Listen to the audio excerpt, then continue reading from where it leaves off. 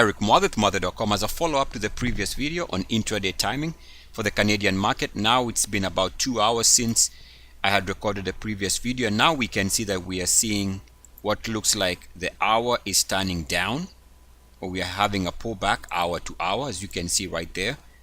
So this is where logically you'd start building your position to the short side, or take that position, see what happens. And also on the 30-minute chart, the previous chart was the hourly, so this is the hourly.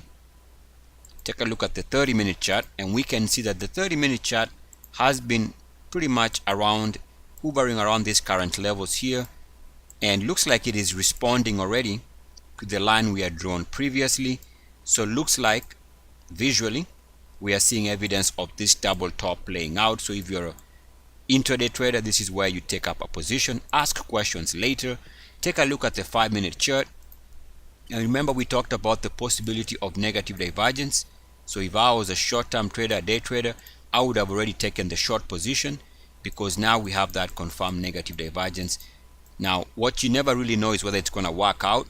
Sometimes it seems like it takes forever, but the visual cues are already there, so you take your position and see what happens. By the time you watch this video, you can go back and take a look and see whether there was a pullback on an hour to hour, maybe even might be the beginning of a day-to-day pullback. Eric Muathe, Muathe.com. As always, good luck, peace, and blessings. Ashi. Woo.